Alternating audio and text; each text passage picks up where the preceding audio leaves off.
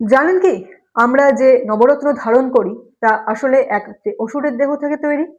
বালা নামের এক অসুর ইন্দ্র সহ সমস্ত দেবতাদের হারিয়ে স্বর্গ দখল করে নিজেকে রাজা ঘোষণা করলো।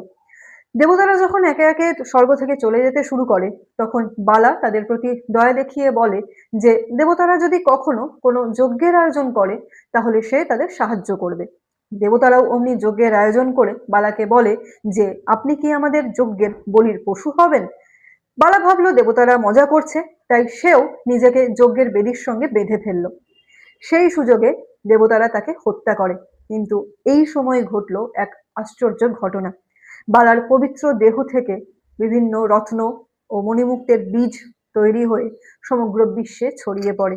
বালার হাড় থেকে তৈরি হলো হিরে, পিত্ত থেকে পান্না, রক্ত থেকে চুনি, ত্বক থেকে পোখরাজ, নখ থেকে গোমেদ, তার অন্ত্র থেকে প্রবাল এবং তার আওয়াজ থেকে তৈরি হলো বৈদুর্য মুনি বা ক্যাটসাই।